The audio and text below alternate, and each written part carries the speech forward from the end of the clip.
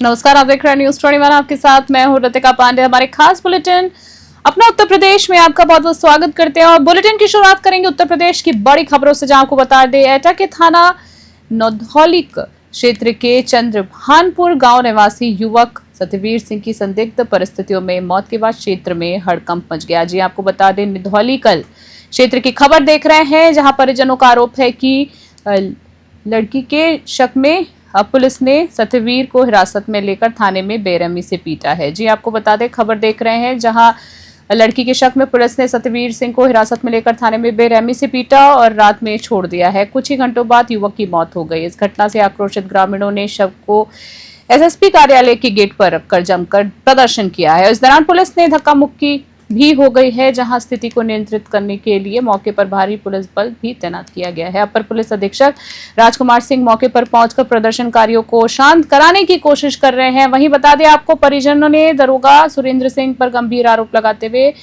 न्याय की मांग की है। पुलिस ने फिलहाल जांच शुरू कर दी है और बात कही है एटा से राज अली खान की स्पेशल रिपोर्ट में। देखें आप।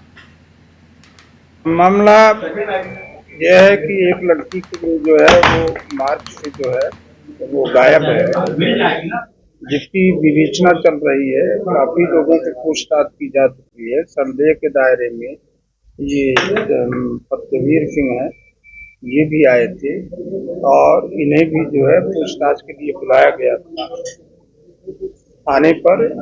ये अपने भाई के साथ गए थे और थाने पे रहे, पूछताछ हुई और बाद पूछताछ वकील साहब भी आए हैं, उनके साथ इनको सुपुर्द कर दिया गया। फिर पता चला कि रात में ये जा करके जो है अपने घर पे जो है आत्महत्या कर। घर वालों का आरोप है कि पुलिस ने इन्हें जो है थाने पर जो है मारा, के साथ मारपीट की है। और इसी बीच आपको बता दें बुलेटिन में खबर आ रही है, जहां जिले से बूढ़ा अमरनाथ यात्रा के लिए 28 महिलाओं का दल डॉक्टर विभा सिंह के नेतृत्व में रवाना हुआ है। जी आपको बता दें 28 महिलाओं का दल रवाना हुआ है। ये धार्मिक यात्रा जो है बजरंग दल और विश्व हिंदू परिषद के तत्वाधान में 2 से 7 अगस्त तक आयोजित की गई है। जम्मू कश्मीर के पुंछ जिले स्थित पवित्र तीर्थ स्थल बूढ़ा अमरनाथ के दर्शन के बाद महिलाएं जो हैं तिरंगा फहराकर विश्व शांति और राष्ट्रीय एकता का संदेश देंगी।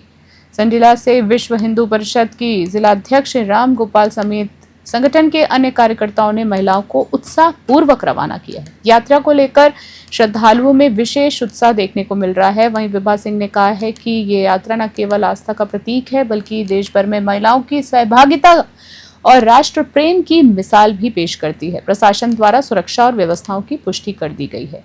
हरदोई से प्रियांशु सोनी की रिपोर्ट।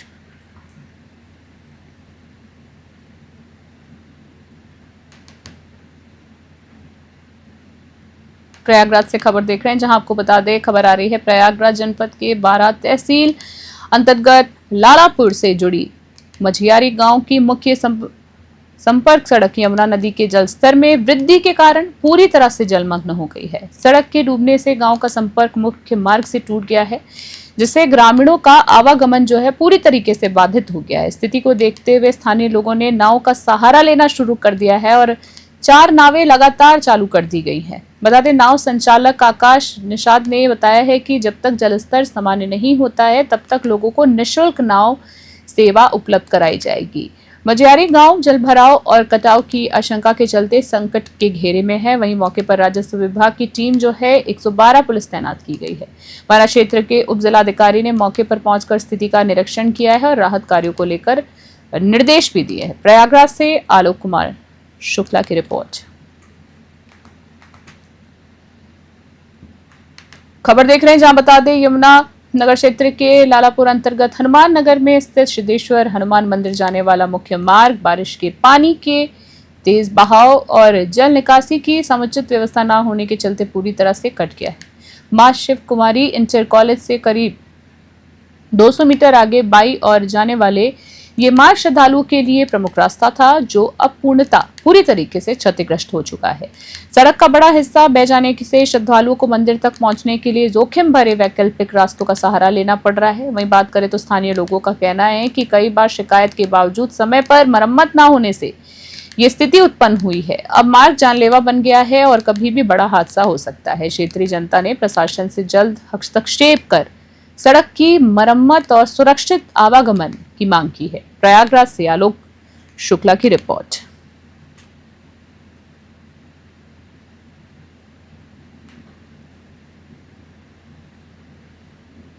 बुलंदशहर से खबर आ रही है, जहां बता दें जिले के पहासू थाना क्षेत्र में पुलिस ने पंखिया गैंग के 3 शातिर चोरों को गिरफ्तार कर 2 बड़ी चोरियों का खुलासा किया है। पकड़े गए आरोपियों की पहचान शाहजहांपुर निवासी बबलू, गंगा सिंह और मुशीर के रूप में हुई है।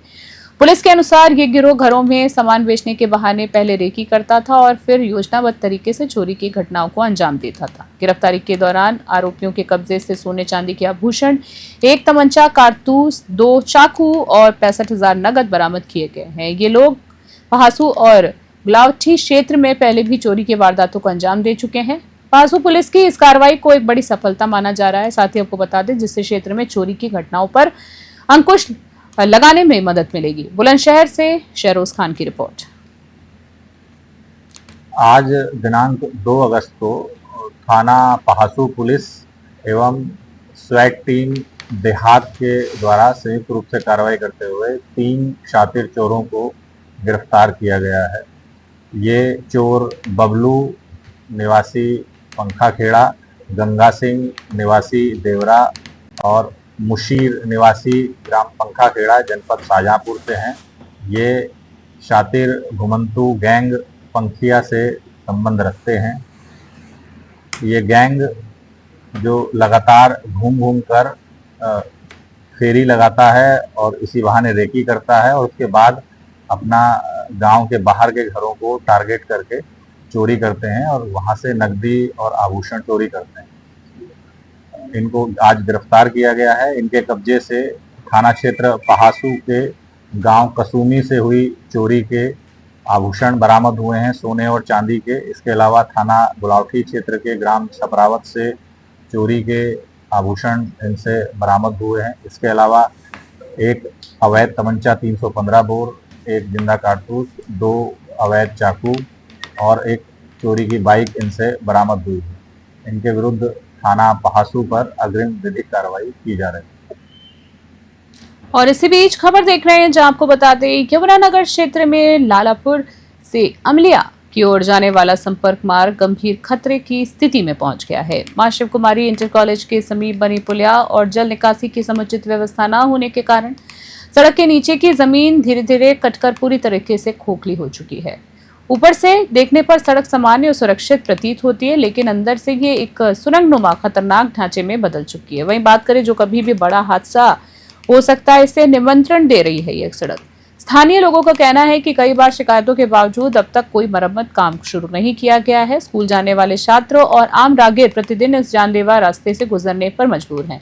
ग्रामीणों ने जल्द मरम्मत और स्थायी समाधान की मांग की है। प्रशासन की लापरवाही पर सवाल खड़े हो रहे हैं। प्रयागराज से आलोक शुक्ला की रिपोर्ट।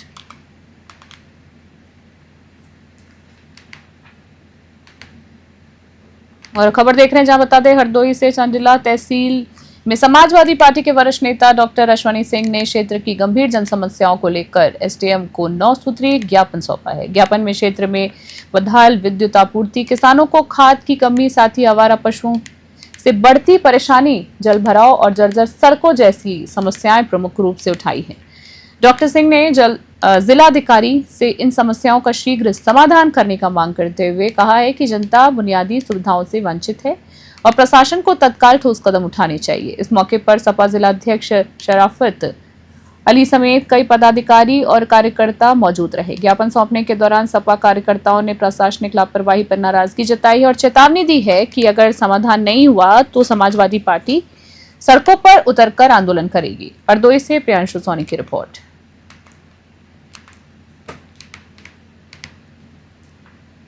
एटा में पुलिस हिरासत के बाद एक युवक की संदिग्ध मौत से आक्रोशित ग्रामीणों ने जीटी रोड पर जाम लगा दिया है। इससे क्षेत्र में अफरा तफरी मच गई है और यातायात पूरी तरह से ठप हो गया। बता दें, इससे पहले प्रदर्शनकारी ग्रामीणों ने एसएसपी कार्यालय के बाहर प्रदर्शन किया और फिर सड़क पर उतरकर प्रशासन के खिलाफ जमकर नारेबाजी की। मौके पर पहुंचे अधिकारियों ने भारी पुलिस बल की तैनाती के साथ स्थिति को संभालने की कोशिश की। वहीं परिजनों और ग्रामीणों ने मांग की थी कि युवक की मौत के लिए जिम्मेदार पुलिसकर्मियों के खिलाफ हत्या का मुकदमा दर्ज किया जाए। कई घंटों की मशक्कत और समझाने के बाद भी पुलिस ने परिजनों को शांत किया और जाम को खुलवाया। वहीं बता दें, फिलहाल मामला जो है गरमाया हुआ है और प्रशासन पर पारदर्शी जांच का दबाव बढ़ता जा रहा है। एटा से एराज अली खान की रिपोर्ट।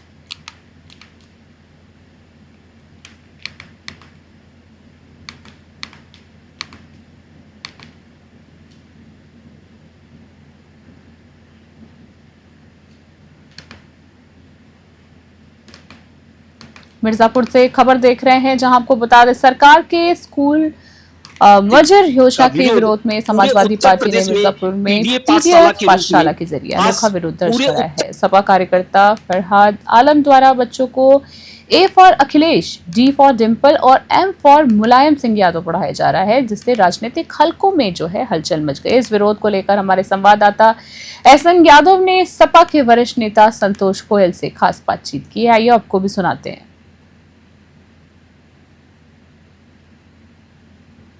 सरकार के स्कूल मर्जर के फैसले के खिलाफ समाजवादी पार्टी का विरोध पूरे उत्तर प्रदेश में पीडीए पाठशाला के रूप में आज पूरे उत्तर प्रदेश में दिखाई दे रहा है।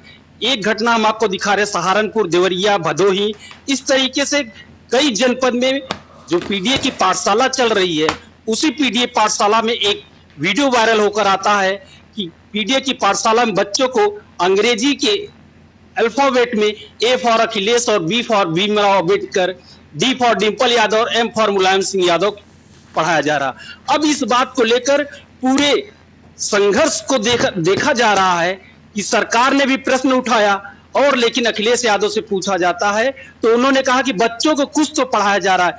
इसी को लेकर मिर्जापुर जनपद में इस समय हमारे साथ मौजूद हैं वरिष्ठ नेता समाजवादी पार्टी के संतोष गोयल। इन सभी प्रश्नों को लेकर आइए उनसे हम जानना चाहते हैं कि क्या ये जो पीडीए की पाठशाला चल रही है, जो पढ़ाया जा रहा है, वो बच्चों के हित में कहां तक सही साबित होता है। जी बहुत बहुत स्वागत है आपका चैनल में।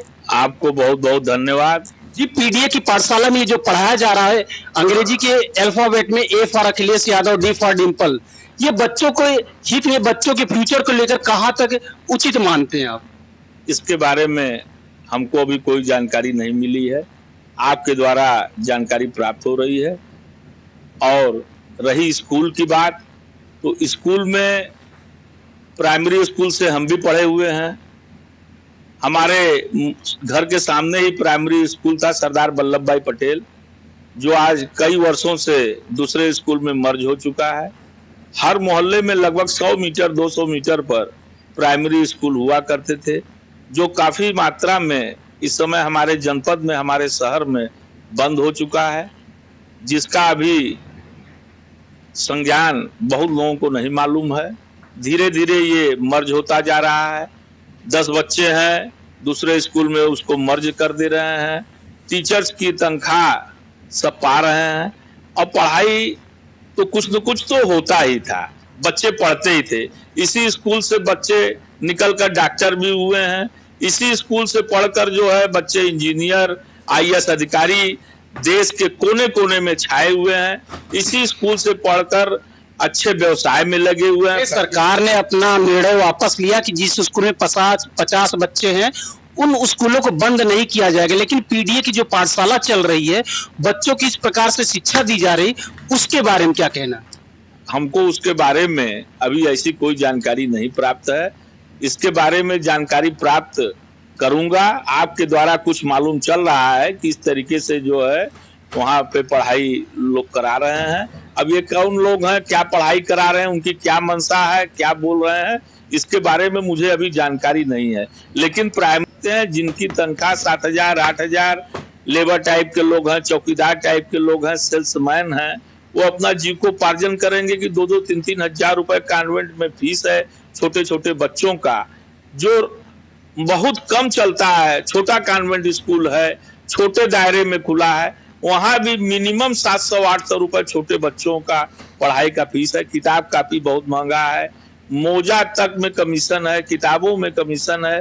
तो हम ये जानते हैं कि अगर ये प्राइमरी स्कूल पहले की सरकारों ने, पहले के नेताओं की जो सोच थी उन्होंने खोला है, आज भारतीय जनता पार्टी के सरकार है, इसमें जो स्कूल बहुत बड़े पैमाने पर हर जनपद में चल रहा था, गांव-गांव चल रहा था, शहर में गलियों में स्कूल चल रहा था, primary school, junior high school, वो आज अगर बंद हो जाता है तो हमारे गरीब परिवार के जो बच्चे हैं, मीडियम परिवार के जो बच्चे हैं, वो पढ़ाई नहीं करेंगे, वो बाजारों में, गलियों में घूमने का काम करेंगे।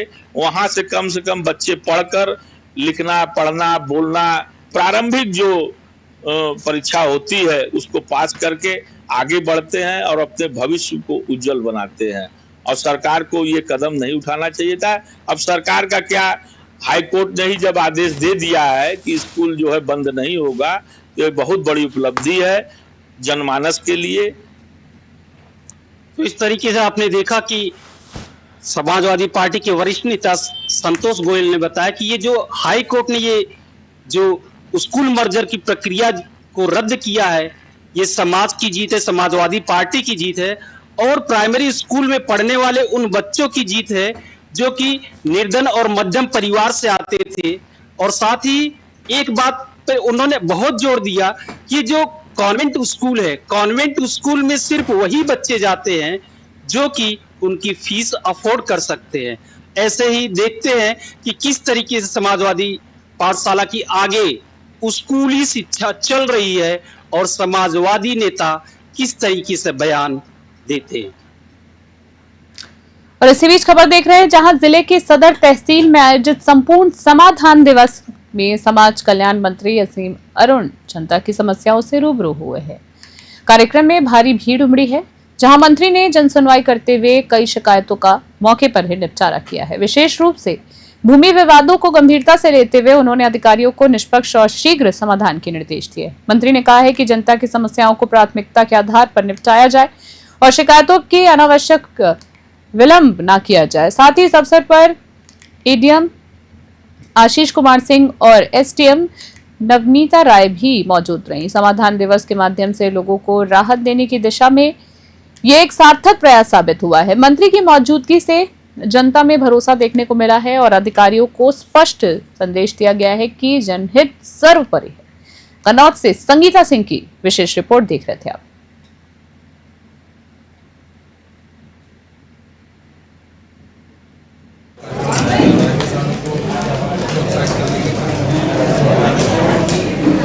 आज हम सबका बहुत बड़ा सौभाग्य कि पीएम किसान सम्मान राशि जारी की जा रही है। आदरणीय मोदी जी ने काशी से हमें संबोधित किया, हमने उनका उद्बोधन सुना और उनके निर्देश के साथ अपने कन्नौज जिले की बात करें तो लगभग 2,51,000 किसान बहनों भाइयों को आज ये राशि अंतरित की है, जो कि लगभग 50 करोड़ से ज़्यादा। आने वाले समय में हमको ध्यान देना है। कुछ लोग अभी इसलिए छूट रहे हैं क्योंकि उन्होंने बैंक से अपनी केवाईसी भी की। मेरा अनुरोध है सभी बहन भाइयों से, हम लोग कैंप लगा रहे हैं, लगातार गाँव में जा रहे हैं, सूचित कर रहे हैं कि अपने अपने बैंक की केवाईसी जरूर कराएं, क्योंकि 10 साल में केवाईसी पुनः कराने की अनिवार्यता है। दूसरी बात, हमें खेती की आय बढ़ाने के लिए जो पशुपालन, मुर्गी पालन, मछली पालन जैसी गतिविधियाँ हैं उनकी ओर ध्यान देना होगा। सरकार ने बहुत सारी योजनाएं इसके समर्थन के लिए दी हैं, इसके लिए मेरा अनुरोध है कि सब लोग लाएं।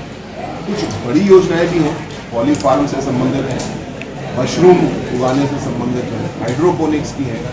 ये प्रयोगात्मक तकनीक है जो दुनिया में सफल हो रही है, उत्तर प्रदेश में भी सफल हो रही है। कन्नौज को भी इसमें आगे रहना है और ऐसी नई तकनीकों का हम को लाभ।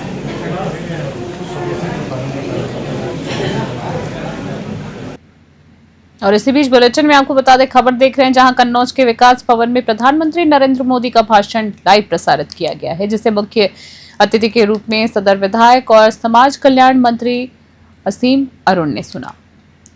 कार्यक्रम में जानकारी दी गई कि प्रधानमंत्री किसान सम्मान निधि योजना के अंतर्गत कन्नौज जिले के 2,51,000 किसानों को सीधा उनके बैंक खातों में लाभ हस्तांतरित किया गया है। कुल 50 करोड़ की राशि बैंकों में भेजी गई है।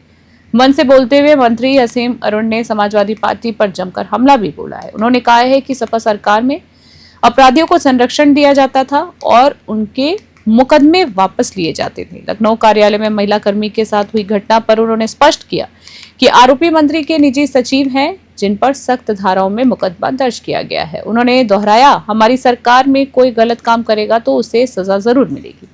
कन्नौज से संगीता सिंह की खास रिपोर्ट।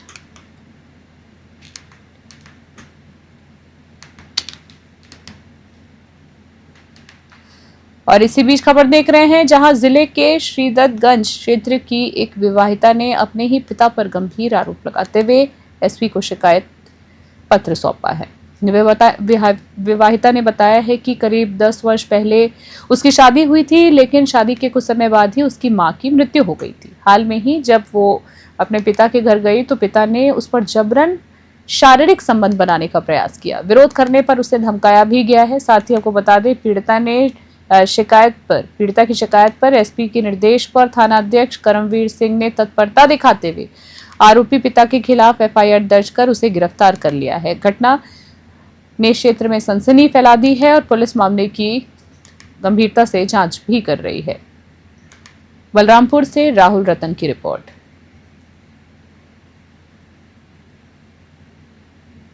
श्रीदत्तगंज अंतर्गत एक अभियुक्त घनश्याम यादव को गिरफ्तार किया गया है, जिसके द्वारा अपनी ही विवाहिता पुत्री के साथ दुष्कर्म की घटना कारित की गई है। सूचना प्राप्त होने पर तत्काल अभियोग पंजीकृत करके इससे पूछताछ की गई। पूछताछ में इसने अपना जुर्म स्वीकार किया है। इसको गिरफ्तार करके माननीय न्यायालय के समक्ष प्रस्तुत किया गया है। और इसी बीच खबर देख रहे हैं, जहां आपको बता दें, जनपद के थाना पकड़पुर क्षेत्र के महमद गांव में उस वक्त सनसनी फैल गई जब एक युवक का शव पेड़ से फांसी के फंदे पर लटका मिला है। जी बता दें आपको, क्षेत्र के महमदपुर से खबर देख रहे हैं गांव की, जहां एक युवक का शव जो है फांसी के फंदे से लटका हुआ मिला है। मृतक की पहचान जो है विक्रम के रूप में हुई है, जो कुछ दिन पहले अपने ससुराल आया था। उसका शव ससुराल के कुछ ही दूर पर एक पेड़ से लटकता हुआ मिला है। बता दें, घटना की सूचना मिलते ही स्थानीय थाने की जो पुलिस है मौके पर पहुंची है और शव को कब्जे में लेकर पोस्टमार्टम के लिए भेज दिया है। युवक की मौत की वजह स्पष्ट नहीं हो पाई है, जिससे मामला जो है संदिग्ध बना हुआ है। वहीं पुलिस आत्महत्या और हत्या दोनों पहलुओं से जांच में जुटी हुई है। इधर मौत की खबर मिलते ही दोनों परिवारों में कोहराम मच गया है। पोस्टमार्टम रिपोर्ट के आधार पर आगे की कार्रवाई की जाएगी। बहराइच से राहुल वर्मा की रिपोर्ट।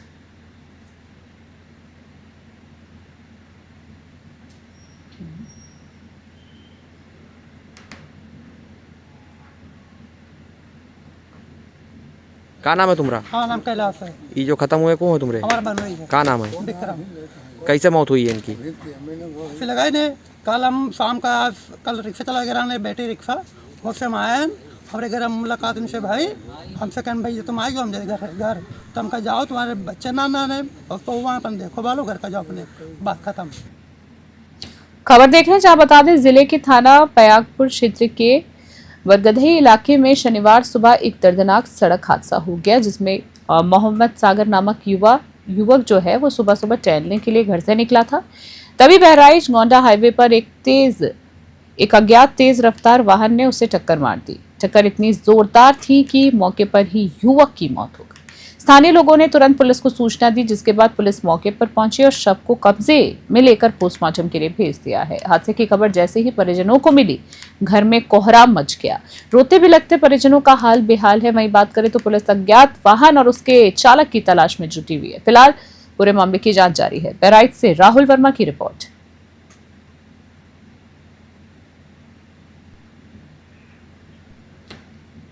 खबर देख रहे हैं, जहां पयागपुर क्षेत्र अंतर्गत परसिया आलम गांव में उस समय हड़कंप मच गया जब एक युवक का शव घर से कुछ ही दूरी पर पेड़ से लटकता हुआ मिला। युवक की मौत फांसी के फंदे से होने की आशंका जताई जा रही है। इसलिए आपको बता दें, खबर में जहां पे घटनास्थल की परिस्थितियों को संदिग्ध माना जा रहा है, स्थानीय लोगों की सूचना पर पहुंची पुलिस ने शव को कब्जे में लेकर पोस्टमार्टम के लिए भेज दिया है। फिलहाल मृतक की जो पहचान है और मौत के पीछे की वजह को लेकर जांच जारी है। घटना के बाद से गांव में मातम पसरा हुआ है और परिजनों का रो रो कर बुरा हाल है। पुलिस आत्महत्या और हत्या दोनों एंगल से जांच कर रही है। वहीं पोस्टमार्टम रिपोर्ट के आधार पर आगे की कार्रवाई की जाएगी। बहराइच से राहुल वर्मा की रिपोर्ट।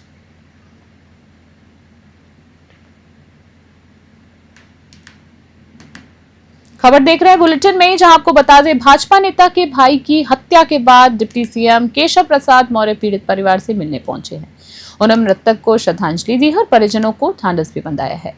इस दौरान मीडिया से बात करते हुए मौर्य ने राहुल गांधी सहित समूचे विपक्ष को अर्बन नक्सली करार दिया है। साथ ही आपको बता दें विपक्षियों का व्यवहार नक्सलियों जैसा है, ऐसा उनका कहना है। सत्ता से दूर होकर वे अनाप शनाप बयानबाजी कर रहे हैं। समाजवादी पार्टी को नौटंकी पार्टी बताते हुए उन्होंने कहा है कि 2027 में जनता माफिया और गुंडों से जुड़े नेताओं को सबक सिखाएगी। कांग्रेस पर निशाना साधते हुए उन्होंने आरोप लगाया है कि यूपीए सरकार के दौरान भगवा आतंकवाद के नाम पर संघ प्रमुख तक गिरफ्तार किया गया, वहीं करने की कोशिश की गई थी, गिरफ्तार करने की कोशिश की गई थी। और इसी बीच आपको बता दें प्रदेश अध्यक्ष बनाए जाने के सवाल पर मौर्य ने कहा है कि भाजपा में जिम्मेदारी अचानक दी जाती है, ये नया युग है। चंदौली से राहुल वर्मा की खास रिपोर्ट देख रहे थे आप।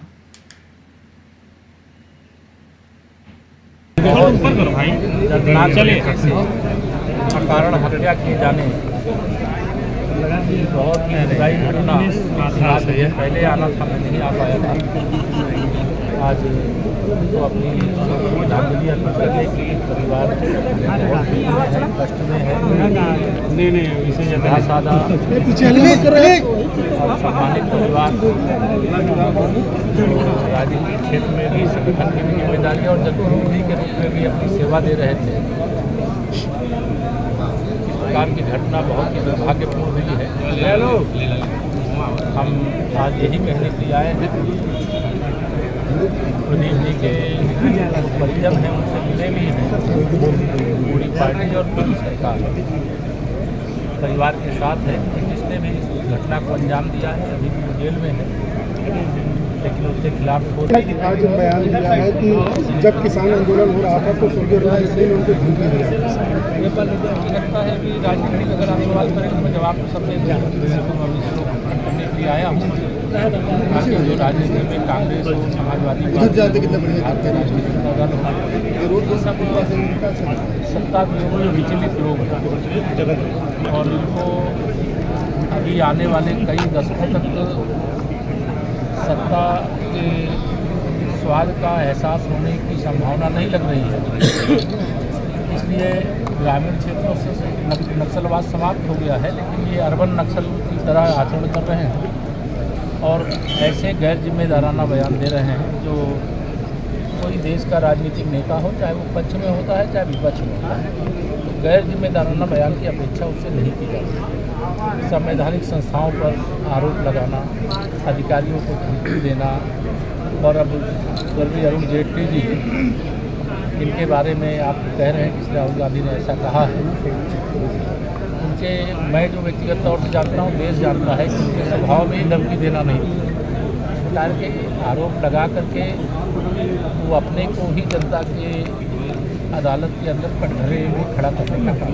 एक सवाल है, खबर देख रहे हैं, जहां आपको बता दें जिला विद्यालय निरीक्षक कार्यालय उस समय अखाड़ा बन गया जब वेतन संबंधी मुद्दे को लेकर पहुंचे शिक्षक संघ के नेताओं और लेखाधिकारी के बीच तीखी बहस झगड़े में बदल गई।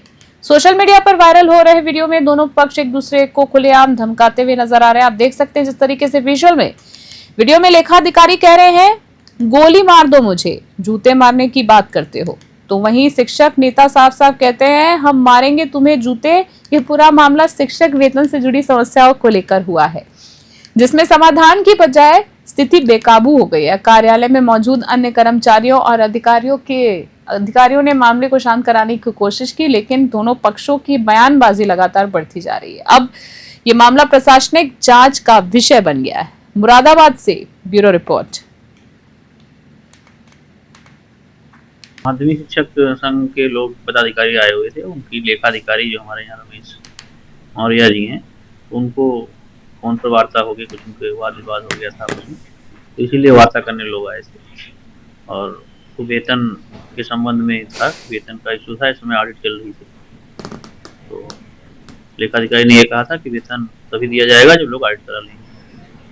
ये समस्या मेरे संज्ञान में आई तो हमने दोनों पक्षों को बुला करके वार्ता कराया और तत्काल लोगों का वेतन रिलीज करने का आदेश दिया। सबका वेतन लग भी गया है, 1-2 दिन में सबके खाते में वेतन पहुंच जाएगा। तो कोई समाधान करा दिया गया है। आपके कार्यालय के अंदर जमकर एक दूसरे को गाली गुस्तारी करी गई, गोली मारने की बातें करी गई, तो क्या उस संबंध में कुछ कार्रवाई आपकी तरफ से? उस संबंध में संबंधित दोनों पक्ष अपना, क्योंकि ये ऐसा कोई मामला नहीं है, विभागीय मामला नहीं है, उनकी आपस की है, तो जो संबंधित पीड़ित पक्ष होंगे वो जाएंगे थाने में FIR कराएंगे। लेकिन ये तो विवाद किस बात को लेकर विवाद, लेकिन विवाद तो आपके कार्यालय में मेरे कार्यालय में हुआ, हम क्या करेंगे उसको? जिसकी लड़ाई हुई आपस में, अगर उसको लग रहा है कि हमें पीड़ा हुई है तो उनको जाके थाने में FIR कराना चाहिए। अभी के हमारे खास बुलेटिन में फिलहाल के लिए इतना ही। देखते रहो और बने रहे News 21। तब तक के लिए नमस्कार।